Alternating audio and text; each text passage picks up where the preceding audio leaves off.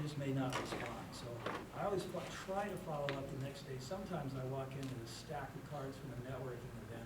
I used to give them to the receptionist, and she would put them in a V-card for me, send them to me, and then I would follow up with an email. And I always follow up with people, and sometimes they come back to me, sometimes they don't. If they don't respond to me after a while, I move them. I have everybody in my database in categories. Guess what? I move them to my inactive file. I'm not going to bother with them anymore. Okay, so let me summarize so that you can ask some questions. Like I said, I try to go through this quickly. There's just so much to talk about with networking. So the first thing is, remember, wait. Everybody remembers what that is? Why am I talking? Really important. Keep the conversation on the other person.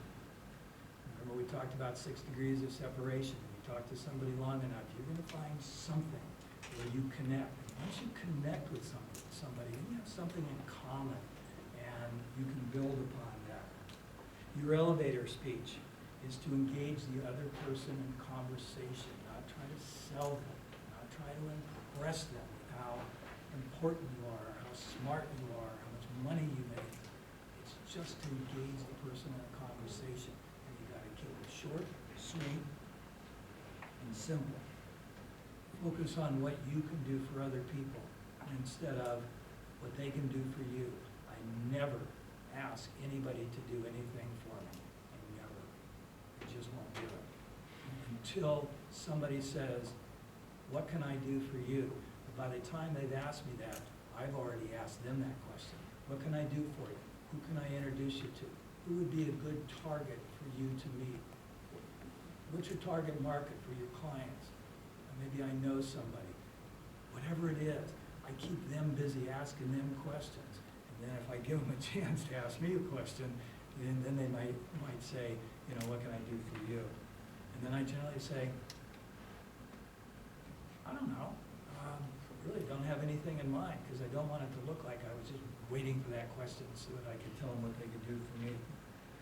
Remember we talked about being a student of positive psychology and laws of attraction. I hope you do Google that. You can go on YouTube, and there are a ton of videos on positive psychology.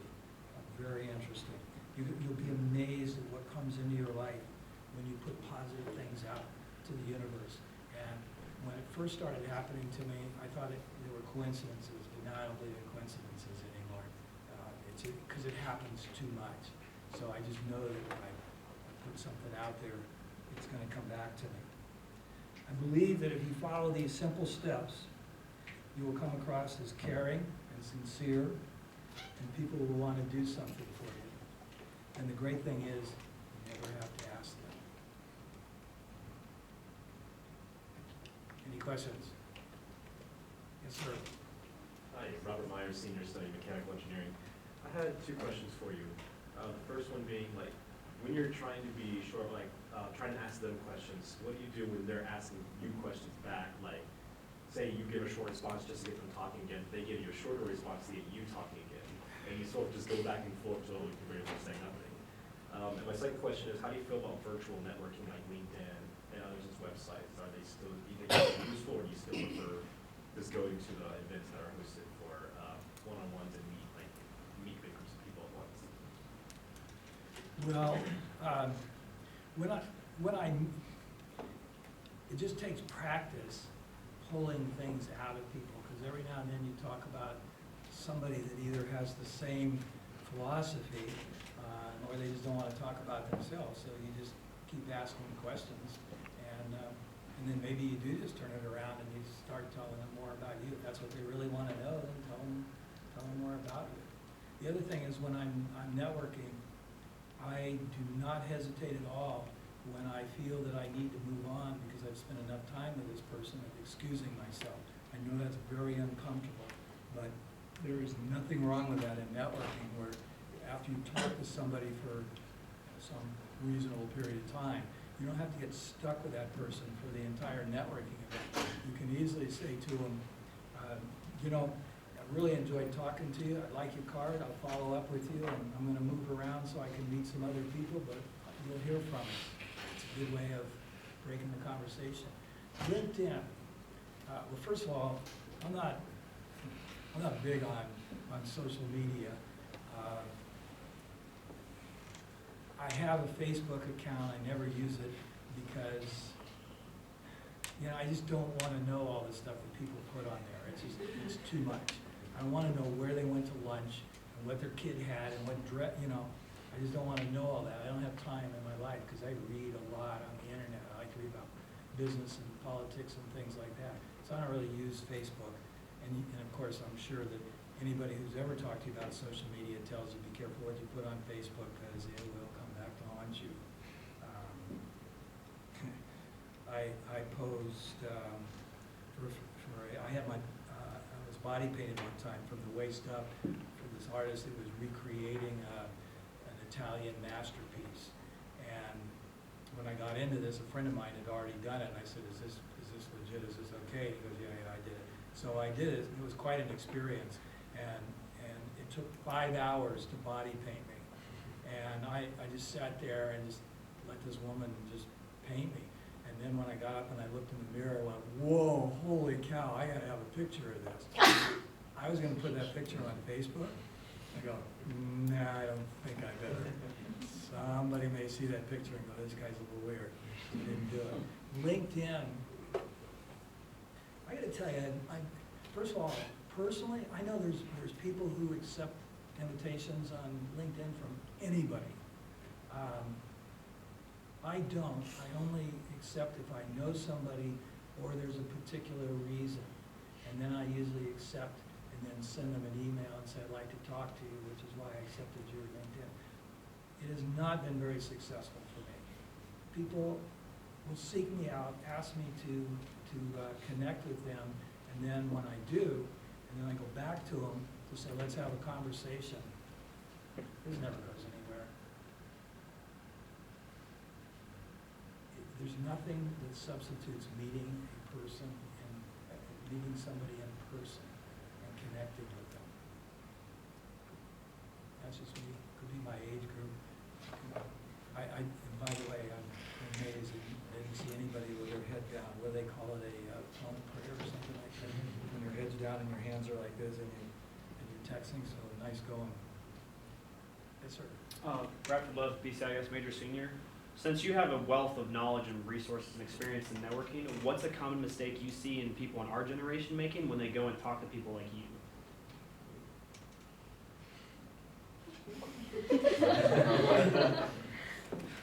You may regret asking that question. I'm having a real problem with millennials right now. And as I said, your age group gets a lot of bad publicity, but in many cases you deserve it. Because, and again, remember, I'm in the mentorship program over at SMU, and I have a lot of students that come to me that aren't my mentees. And it's always the same thing. No matter where I go, somebody, because I'm friendly and because I talk to people, somebody will say, hey, I really enjoy talking to you. I'd like to grab a beer with you sometime. And I go, nah, you don't want to grab a beer with me. I'm old enough to be your dad. You know, I got 2 sons your age. They don't want to hang out with me, so I know you don't want to hang out with me. They go, no, I do. I mean, I just think you're really cool. I want to hang out with you. So I get together and I have a beer, and we talk, and then they want to get together again, and we get together, and then they're gone. They're just gone. And this happens over and over and over again. It's because, and I talked to a professor down at UT recently that somebody introduced me to, UT Austin. They said, oh man, you got to meet this guy, Greg, that I met. He has the same story as you. And when I talk to a number of people that are in mentoring roles or whatever, it's always the same. I spend time with students, they get what they want, and they're gone. And it's like, okay, maybe there's 2 ways of looking at it. One is, okay, you pay it forward and they're gone. Hopefully I helped them. On the other hand, you put some time into them, you start to establish a relationship. You kind of like to see them hang around a little bit. Not be your best buddy out drinking beer all the time, but just show some appreciation for the time you put in. I wasn't too tough on you guys, was I? What was that answer? Okay. I can get worse. Yes, sir. Alex Wilson, Senior Political Science. So I've been talking to a former government agent or analyst, and he has told me that, first it took me forever to find him. I had to speak to a professor here on campus just to find him. And he's told me in the past that a lot of students who asked him, about a career in government, they don't ask him advice, they ask him how to get in, a job, a way in without actually doing the work themselves. And he told me that I'm the first person to actually ask for advice, not ask for the job. I'm wondering if you have any experience of people with, that sort of issues, like character issues or work ethic issues where you feel wouldn't be a good suit to help them or things like that. In terms of the networking problems like that where they just seems like there's maybe bad character or a bad connection. People that, and I say business, but this is any profession. So I'm in business, so and I know that some of you are not in business, you're in various other, but this is across the board. People love to give advice. They love when somebody comes to them and says, can I get advice from you? There isn't anybody that I know, no matter how busy they are, they won't stop and take time to help a student and give them advice. When you want something, like you're calling them because you want a job, well, one, if they don't have a position open, they don't want to spend the time with you. And if that's really what you want, then they're going to refer you to HR. So I always tell people, when you follow up with somebody, as students, when you follow up, don't tell them you want to come in and talk to them about the position in their company. Just tell them you want to come in and get some advice about the industry. And that's not being phony. It's just, again, it comes back to you shouldn't be asking for something except for their advice. So that's what I always encourage people is just ask if I can come by, just spend a few moments, I'll make it real brief, and just get some advice from you. And by the way, generally that real brief, I'll keep it to 10 minutes, and then at 10 minutes you say, hey, I promised 10 minutes, I need to let you go. The person will generally say, well, that's okay, I can spend a little more time with you. But if you come in because you're looking for a job, you're probably not going to get the appointment. Anybody else? All right, so I gave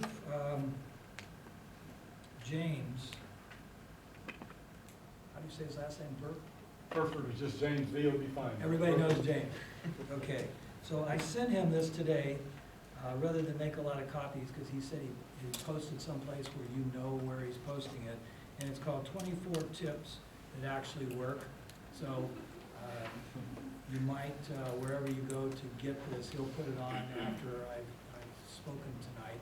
And then there's a book that somebody just recommended to me, and I haven't had time to follow up with it, but I think it's called Networking is a Contact Sport. Play on words there. And it's supposed to be really good, but I haven't read it yet, because I've read so many other things. Any other questions? Yes, sir. Dr. Love, Senior BCS major. What's your dream job if you weren't an investment banker? What did you want to be when you were a kid? Well, first of all, it's never too late to have a happy childhood. Okay, so I keep reinventing myself. Kind of the common theme is investment banker.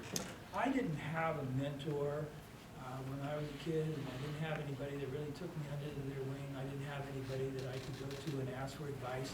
So I've kind of zigzagged through life, and people say that what gray hair really represents is wisdom, because you learn from your mistakes. So I don't know. One time I wanted to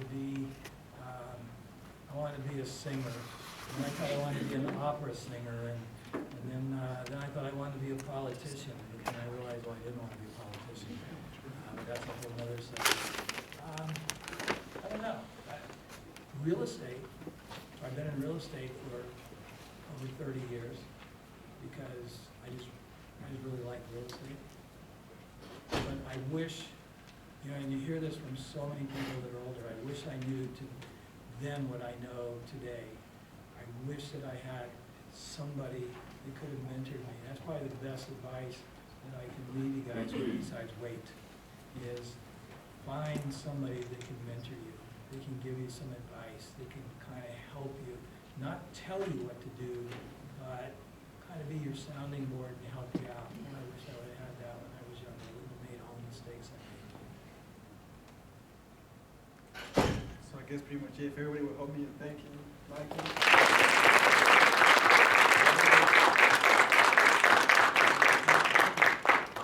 I get another one for 6 o'clock?